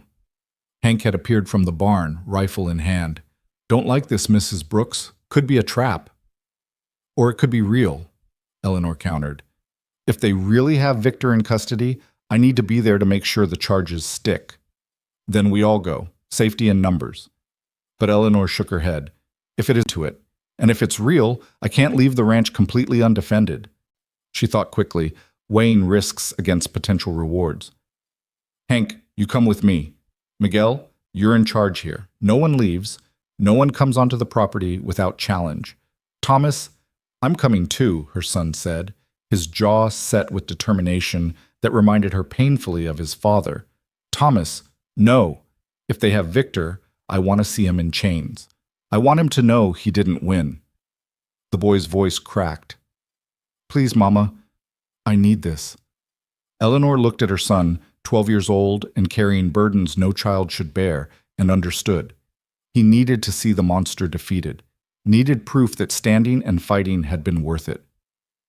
All right, she said quietly, but you stay close to me. No matter what happens, you don't leave my side. They rode out within 15 minutes, Eleanor and Thomas in the wagon with Hank riding alongside, his rifle across his saddle.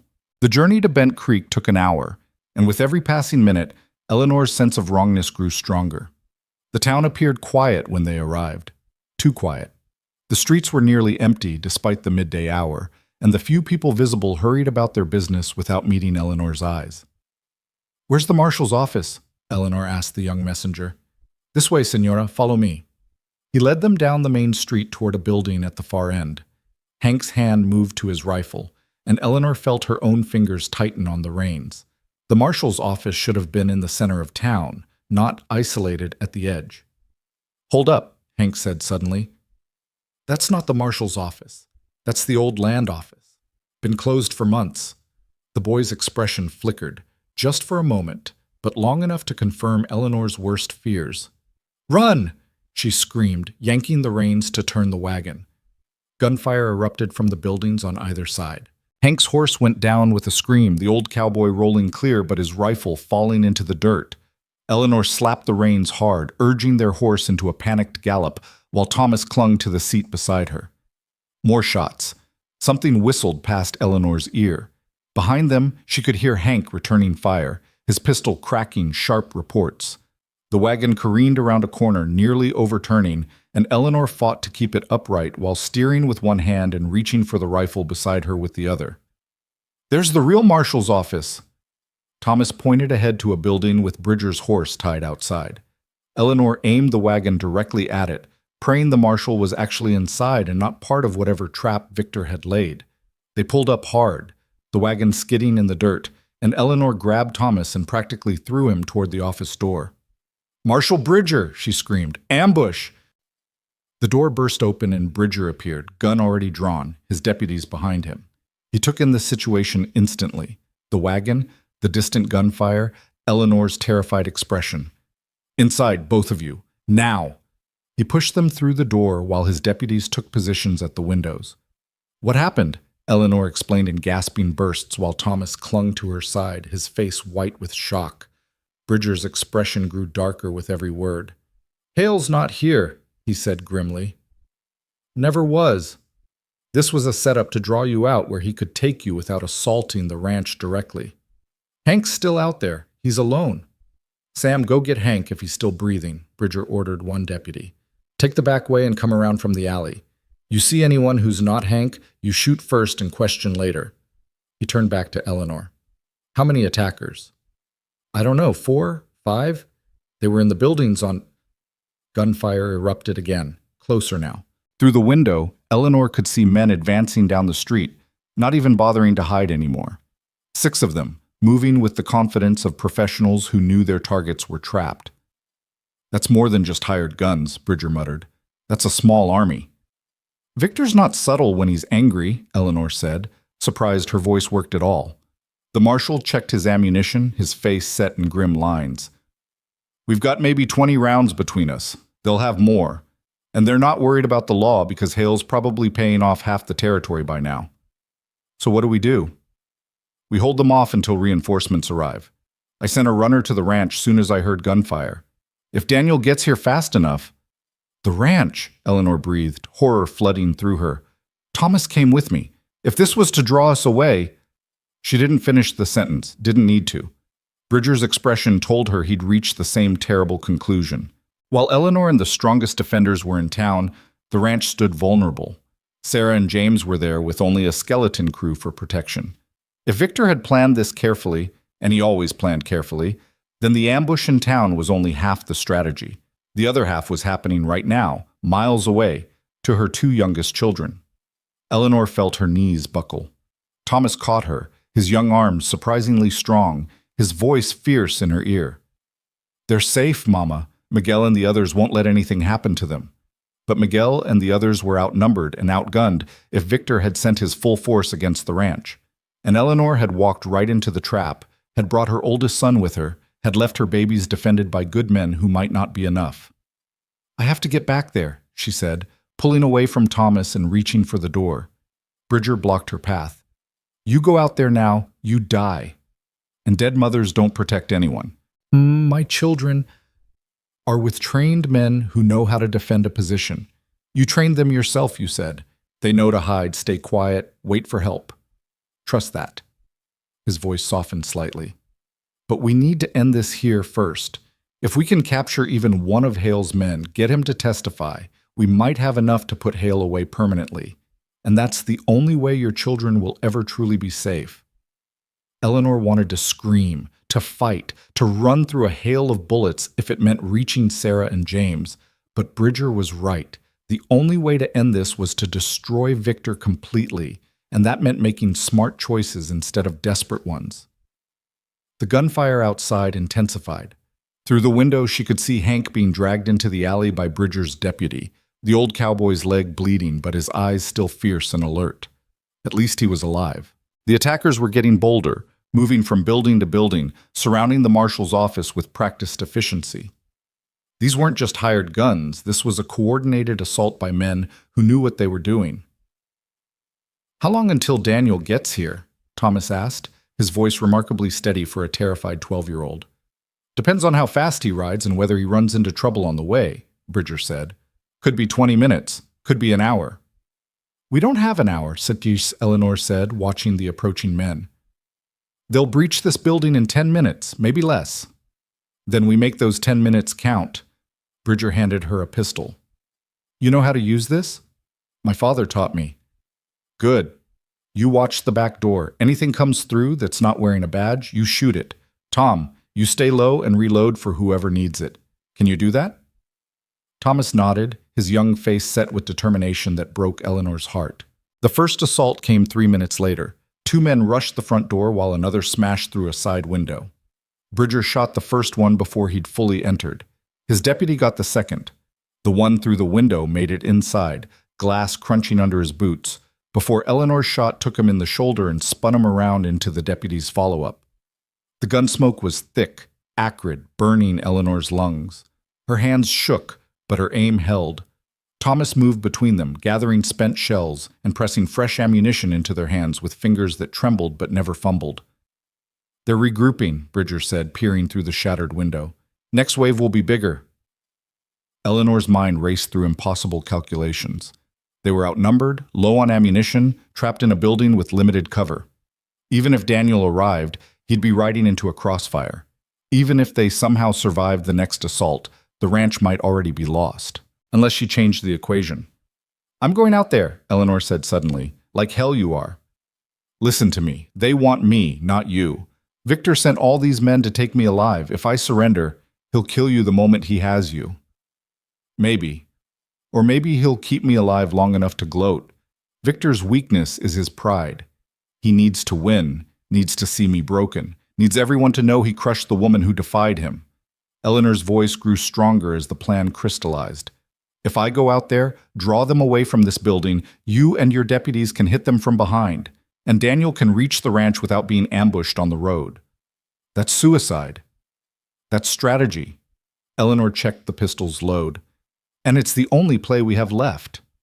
Thomas grabbed her arm, his grip desperate. "Mama, no, you can't. I can, and I will. Because Sarah and James need their mother alive. And the only way I stay alive is if Victor Hale is either dead or in custody. This is how we make that happen." She cupped her son's face, memorizing the features that reminded her so much of his father. You stay here with the marshal, stay safe, and if something happens to me, nothing's going to happen to you. Eleanor smiled, though it felt like, if something happens, you take care of your brother and sister. You're strong enough. I've watched you become strong enough. Before Bridger could stop her, before Thomas could protest further, before her own courage could fail, Eleanor Brooks opened the front door and stepped out into the street with her hands raised above her head. "Victor Hale!" she called out, her voice carrying through the smoke and chaos. "I know you're watching. I know what you want. So let's end this, you and me, face to face, like you've been promising for 4 months." For a long moment, nothing happened. Then a figure emerged from the building across the street, scarred face twisted into a smile of terrible satisfaction. "Well, Eleanor," Victor Hale said, his voice carrying that familiar mix of charm and cruelty, "I was hoping you'd see sense, though I expected you to last longer before you broke. I'm not broken. I'm making a trade, me for everyone else. Let the marshal and his men leave. Let my son leave. And I'll come with you quietly." Victor laughed, the sound sharp and ugly. "You're in no position to negotiate terms, darling, but I admire the attempt." He gestured, and 2 of his men moved forward, guns trained on Eleanor. "Take her, and kill anyone who follows." The men reached for her, rough hands grabbing her arms. Eleanor didn't resist, but her eyes stayed locked on Victor's scarred face. Somewhere behind her, she heard Thomas scream her name, heard Bridger cursing, heard the beginning of what sounded like horses approaching fast from the edge of town. But her attention stayed on Victor and the small Derringer pistol she'd palmed from her sleeve before raising her hands. She'd learned a lot in 4 months of running, learned how to hide, how to lie, how to survive against impossible odds. And she'd learned that sometimes the only way to kill a monster was to get close enough to look it in the eyes. Victor saw the gun the same moment Eleanor raised it. His expression shifted from triumph to shock to rage in the space of a heartbeat. Eleanor pulled the trigger. The shot took Victor high in the chest, punching him backward. His men froze in confusion, and that moment of hesitation was all Bridger needed. The marshal and his deputies burst from the office, guns blazing, catching the attackers in a crossfire they never expected. And from the other end of town came Daniel Crow, with every ranch hand he could gather, riding hard and shooting straight, surrounding Victor's remaining men with the fury of people defending their own. Eleanor stood in the middle of the chaos, the Derringer smoking in her hand, watching Victor Hale collapse into the dirt of a New Mexico street, his blood mixing with the dust he'd traveled so far to claim her on. It wasn't over yet. Men were still shooting, still fighting, still dying in the street around her. But Eleanor Brooks had finally stopped running. And in stopping, she'd found something she thought she'd lost forever: the strength to fight back. The gunfire stopped as suddenly as it had started, leaving behind only smoke and the groans of wounded men scattered across the street. Eleanor stood frozen, the Derringer still clutched in her hand, watching Victor Hale writhe in the dirt. Blood bloomed across his chest, dark and spreading, but he was still alive, still conscious, still looking at her with eyes that burned with hatred and disbelief. "You shot me," he gasped, the words bubbling with blood. "You actually shot me." "I did." Eleanor's voice was steady despite the trembling in her limbs. "And I'd do it again." Daniel reached her first, swinging down from his horse before it had fully stopped. His hands gripped her shoulders, his eyes scanning her frantically for injuries. "Eleanor, are you hurt? Did they—" "I'm fine." She looked past him to where Bridger and his deputies were rounding up the surviving attackers. "The children, the ranch, safe. Miguel sent one of the boys to warn me when riders approached the property. They barricaded themselves in the root cellar with Sarah and James. No one got through." Daniel's grip tightened. "But you, what were you thinking walking out there like that? You could have been killed." "I was thinking that hiding wasn't working anymore, that running wasn't working, that the only way to end this was to face it head on." Eleanor finally looked at him, seeing the fear and fury warring in his expression. "I was thinking that sometimes you have to risk everything to protect what matters most." Before Daniel could respond, Bridger approached, his weathered face grim. "Mrs. Brooks, I need that weapon."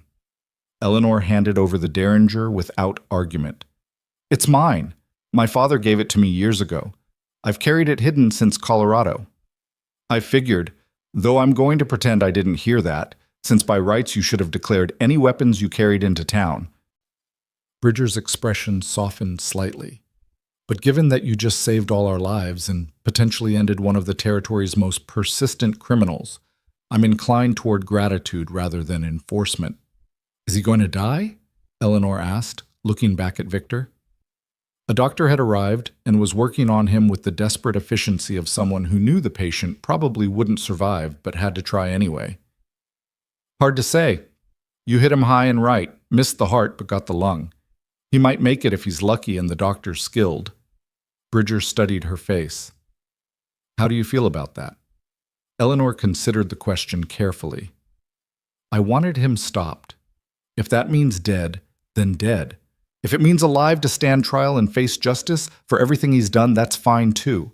I just want him to never hurt anyone again. Fair enough. The marshal turned to his deputies. Get these men secured and counted. I want names, statements, everything we need to connect them directly to Hale. And somebody ride to Santa Fe. We need a prosecutor here by tomorrow. Thomas appeared at Eleanor's side, his face still pale, but his eyes fierce with pride and relief. You were amazing, Mama. I was terrified, Eleanor admitted, pulling her son close.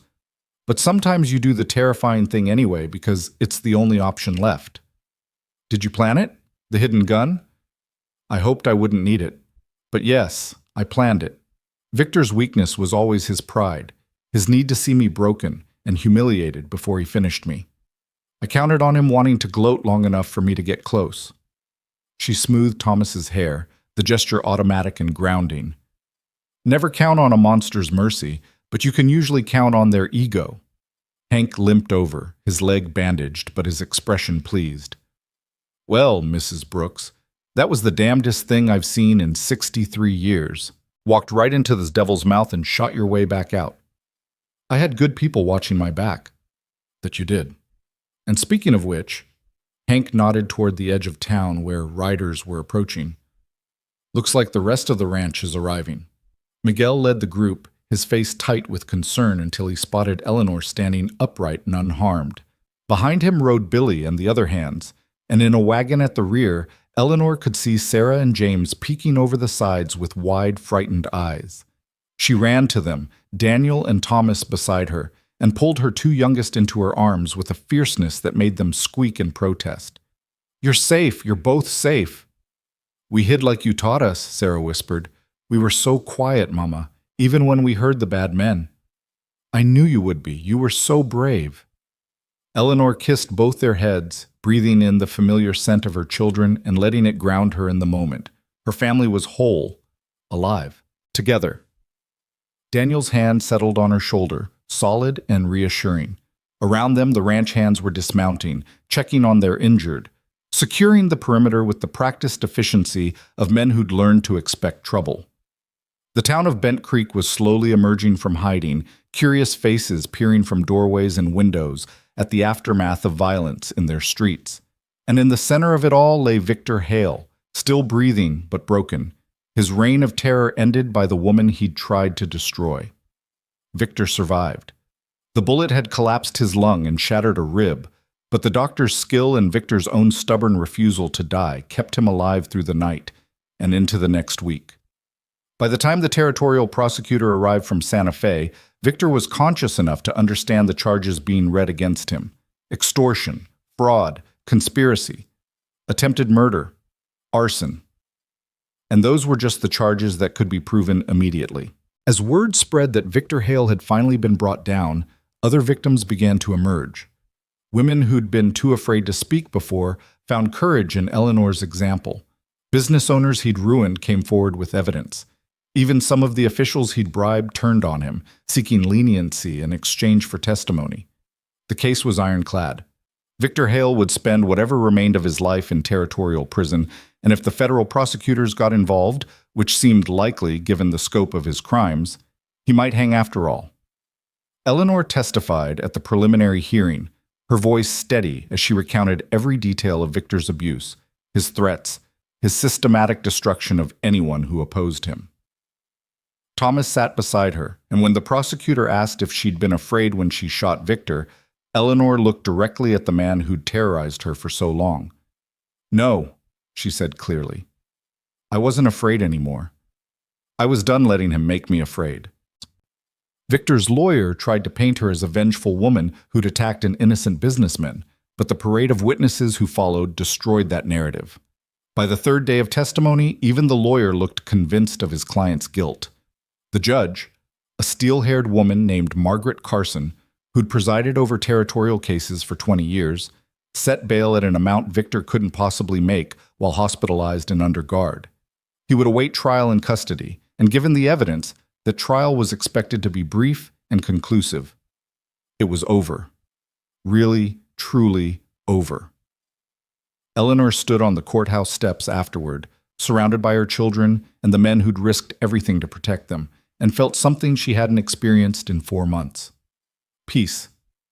What happens now? Thomas asked as they prepared to ride back to the ranch. Eleanor looked at Daniel, who'd stood beside her through every moment of the hearing, solid and unwavering. Now we go home. The word felt strange on her tongue. Home. Not a temporary shelter or a place to hide, but an actual home. The Crow Ranch had become that without her quite realizing when it happened.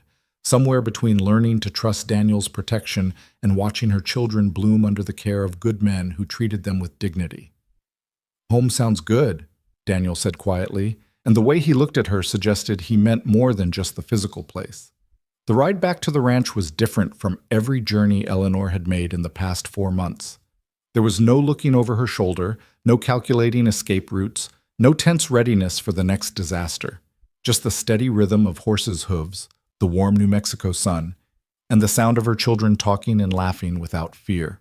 When they crested the ridge and saw the ranch spread out below, the repaired hay shed, the barn standing strong, smoke rising from the kitchen chimney, Eleanor felt something break open in her chest. Not painfully, but like a dam releasing pressure she'd held too long. She was crying before she realized it, tears streaming down her face in a way she'd forbidden herself since Colorado. Thomas reached over from his horse to squeeze her hand. Sarah and James, riding in the wagon with Miguel, called out questions about why Mama was sad. Not sad, babies, Eleanor managed. Happy. These are happy tears. And they were. Relief and gratitude and exhaustion and hope all mixed together, pouring out in salt water and shaking shoulders while Daniel rode close enough that their knees brushed. His presence a silent reminder that she didn't have to carry anything alone anymore. That evening, after the children were fed and settled and the ranch had returned to its normal rhythms, Eleanor found Daniel in the barn. He was checking on the mare who'd been limping, his movements gentle and practiced. She's going to be fine, he said without looking up. Just a stone bruise, few days of rest, and she'll be back to normal. Daniel? Eleanor waited until he turned to face her. I need to tell you something. All right. When I came here, I was planning to stay just long enough to save some money and move on. I never intended to put down roots, never intended to involve you or your men in my problems, never intended— She stopped, gathering courage. Never intended to start caring about someone again. Daniel's expression didn't change, but something shifted in his eyes. And now? Now I realize I've been given something I didn't think I'd ever have. A second chance. Not just at survival, but at living. At building something real. Eleanor stepped closer, her heart hammering. You gave me that.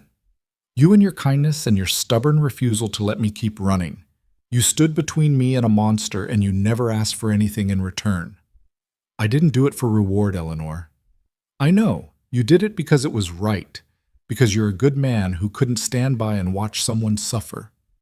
She reached for his hand, calloused and strong. But I want you to know, I see you. Not just the rancher who gave me a job, not just the protector who kept my children safe. I see the man who's been grieving his wife and daughter for 2 years. The man who's been half alive, going through motions, surviving but not living. Daniel's fingers tightened around hers. Eleanor, I'm not Sarah. I'll never be her, and I'm not trying to replace what you lost. But I think— She took a shaky breath. I think maybe we could both stop just surviving. Maybe we could figure out how to live again, together. For a long moment, Daniel didn't speak. Then he raised his free hand to cup her face, his thumb brushing away a tear she hadn't realized had fallen. I loved my wife, he said quietly. Loved her with everything I had. When she died, I thought that part of me died too. Thought I'd spend the rest of my life working this ranch and waiting to join her. His eyes searched Eleanor's face. Then you showed up with your secrets and your children and your fierce determination to protect them at any cost. And slowly, so slowly I didn't even notice it happening, you reminded me what it felt like to care about tomorrow instead of just enduring it. Is that a yes? Eleanor whispered. That's a yes. To living instead of surviving. To building something together. To seeing where this goes without running from it. Daniel smiled, and it transformed his face from severe to almost boyish. To home. Eleanor stretched up and kissed him, soft and tentative, testing this new territory between them. Daniel responded with careful tenderness, his hands gentle on her waist, his lips warm against hers. When they finally pulled apart, both slightly breathless, Eleanor laughed. The children are going to have opinions about this. Thomas already asked me last week if I had intentions toward his mother. He did not. He did. Very seriously. Said he approved as long as I promised to treat you with respect and never make you cry. Daniel's expression grew fond. That boy's going to be something special when he grows up. They all will. They already are. And they're going to need a good man in their lives. Someone to teach Thomas how to run a ranch properly. Someone to show James how to be gentle and strong at the same time. Someone to make Sarah feel safe enough to laugh again. I can do that. Want to do that. Daniel pulled her close again, resting his chin on top of her head. Fair warning, though. I'm not perfect. I'm moody sometimes. I work too hard. I'm not always good with words. I've been running from a monster for 4 months. I've got 3 children to raise and trauma to heal from. I'm stubborn and independent, and I'll probably argue with you about everything.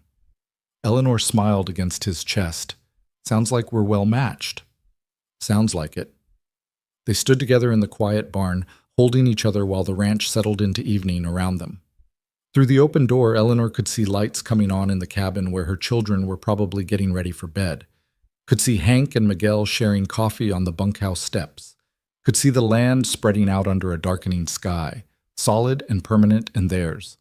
This was what she'd been running toward without knowing it. Not just safety, but belonging. Not just survival, but purpose. Not just shelter, but home. The next weeks passed in a blur of normalcy that felt almost surreal after months of constant crisis. Eleanor cooked and cleaned and cared for the house. Thomas worked alongside the ranch hands, learning everything Daniel could teach him. Sarah started attending the small school in Bent Creek, riding in with one of the hands each morning and coming home full of stories. James discovered a talent for gentling horses and spent hours in the corral with Daniel, his small hands learning patience and care. And slowly, carefully, Eleanor and Daniel built something between them. Not rushed or desperate, but steady. Conversations over morning coffee, shared glances across the dinner table, moments in the evening when they'd sit on the porch and watch the sunset while the children played in the yard. The town of Bent Creek gradually accepted Eleanor as one of their own. The women who'd initially been suspicious warmed when they realized she wasn't trying to cause scandal or steal husbands. The men respected her for standing up to Victor Hale when most would have crumbled, and the children simply accepted her kids as playmates without caring about the complicated history that had brought them here. Marshal Bridger visited regularly, updating them on Victor's case. The trial was set for September, and the prosecutor was confident in a conviction. Several of Victor's associates had already pleaded guilty in exchange for testimony against him. The financial records showed fraud on a massive scale.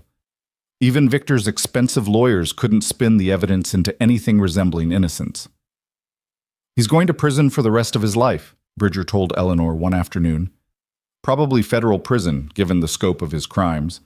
He'll never walk free again. Good, Eleanor said simply. How do you feel about that?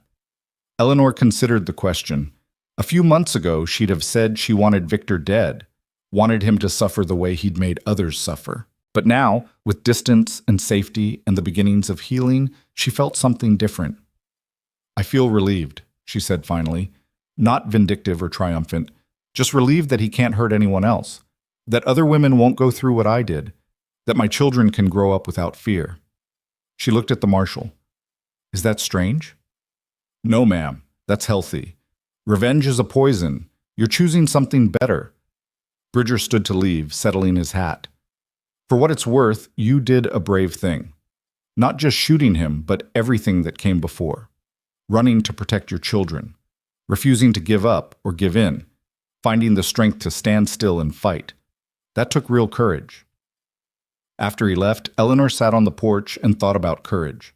About all the small acts of bravery that had brought her to this moment. Leaving Colorado with nothing but 3 children and desperate hope. Taking a job from a stranger. Choosing to trust Daniel. Standing in a dusty street with a hidden gun and a heart full of terror, betting everything on one desperate play. She'd been so afraid. Still was sometimes when nightmares woke her in the dark hours. But fear hadn't stopped her. Hadn't broken her. Hadn't won. That evening, Daniel found her lost in thought and sat beside her without speaking.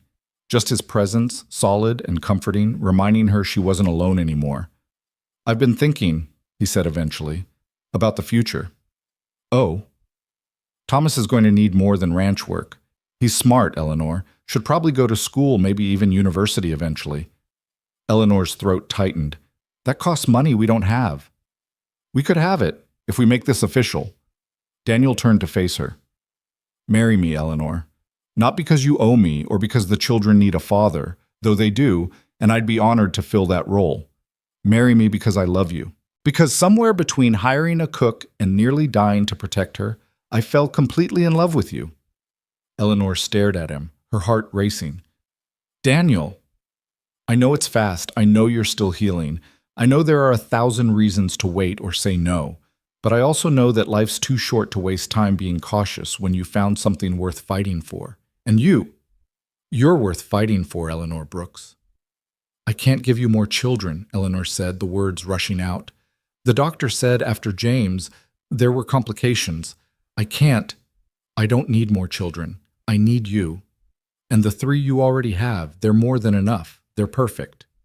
Daniel took her hands. "Say yes. Not because it's practical or safe or makes sense. Say yes because you want to. Because this, us, feels right." Eleanor looked at this man who'd defended her when he had no reason to, who'd stood between her and destruction, who'd opened his home and his heart to her broken family. Thought about the life they could build together, the healing they could find, the love that had grown from crisis and courage into something real and lasting. "Yes," she whispered. "Yes, I'll marry you." Daniel's smile was brilliant, transforming his usually serious face into something joyful and young. He kissed her there on the porch as the sun set over the New Mexico territory, and Eleanor felt the last pieces of her shattered life click into place. They were married in early August, in a simple ceremony at the church in Bent Creek. Eleanor wore a dress she'd sewn herself from fabric Daniel had bought her as an early wedding gift. Thomas stood proud as her witness, James and Sarah scattering wildflowers they'd gathered from the meadow.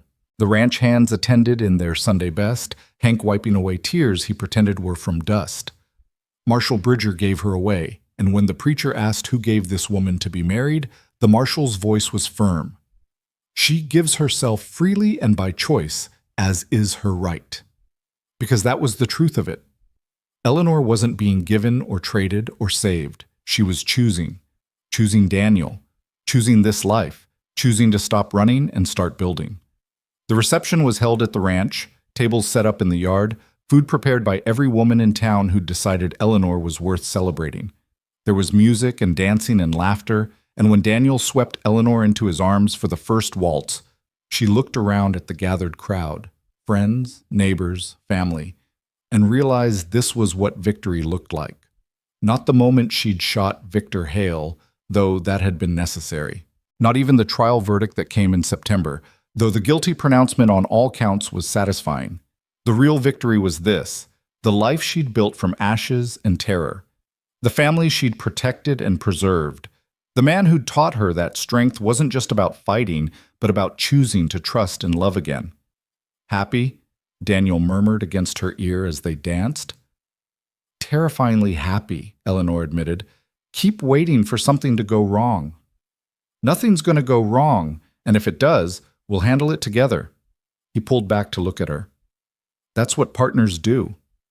Partners, Eleanor repeated, testing the word. I like that better than wife or husband.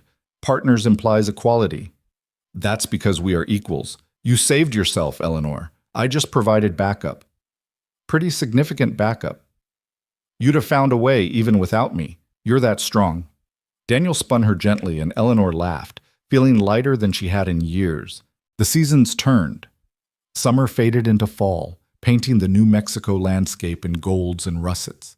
Winter came with cold but manageable snows. Spring brought new calves and the first flowers pushing through still frozen ground. And through it all, the Crow Ranch thrived. Thomas grew into his role as future rancher, learning everything Daniel could teach him with the dedication of someone who'd found his calling. James discovered he had a gift with animals and spent hours training horses with a gentleness that made grown men shake their heads in wonder. Sarah bloomed in school, bringing home drawings and stories and a confidence that erased any trace of the frightened girl who'd hidden under kitchen tables. And Eleanor learned how to live without fear, how to sleep through the night without checking windows, how to accept kindness without suspicion, how to believe that good things could last. She and Daniel built a partnership based on mutual respect and genuine affection. They worked the ranch together, made decisions together, raised the children together. Some days were hard. Old trauma didn't disappear just because circumstances improved. But they faced those hard days as a team, supporting each other through nightmares and doubts, and the slow work of healing. A year after they married, Eleanor received word that Victor Hale had died in federal prison. Pneumonia, the letter said, complicated by the lung damage from her bullet and the harsh conditions of incarceration. Eleanor read the notice, folded it carefully, and put it away. She felt nothing. No triumph, no relief, no lingering anger. Victor Hale had been defeated long before he died. The moment she'd stopped running and started fighting back, he'd lost his power over her. "You all right?" Daniel asked that evening when he found her standing in the meadow behind the house, watching the sunset. "I'm fine. Better than fine." Eleanor leaned into his embrace. "I was just thinking about how far we've come, how different life is now compared to a year ago." "No regrets?" "Not a single one." She turned to face him. "You gave me something I didn't think I'd ever have again. Hope, a future, a family, a home." "We gave each other that," Daniel corrected. "You taught me how to live again, how to open my heart when I'd convinced myself it was permanently closed, how to be the kind of man my Sarah would have wanted me to be, someone who protected the vulnerable, who stood up for what was right, who loved deeply instead of safely." They stood together as the sun painted the sky in impossible colors, two people who'd been broken by loss and fear but had found their way to wholeness together. Around them, the ranch settled into evening, horses nickering in the corral, chickens roosting, the sound of children's laughter drifting from the house where Thomas was reading to his siblings. This was the life Eleanor had fought for. Not perfect, not without scars, but real and solid, and worth every risk she'd taken. She'd stopped running and found something better than escape. She'd found home. Years later, when people asked Eleanor about her past, she'd tell them the truth without shame. Yes, she'd been terrorized by a cruel man. Yes, she'd committed crimes to protect her children. Yes, she'd shot someone and watched him bleed. But she'd also fought back. She'd found courage when she thought she had none left. She'd trusted good people and been proven right. She'd chosen love over fear and built a life worth living. And if the story was messy and complicated and sometimes violent, well, that was the truth of survival. It wasn't pretty or simple. It was hard and desperate and required more strength than anyone should have to possess. But Eleanor had possessed it. She'd stopped running and stood her ground. She'd faced her monster and won. And in winning, she'd claimed not just victory, but the freedom to finally, truly live.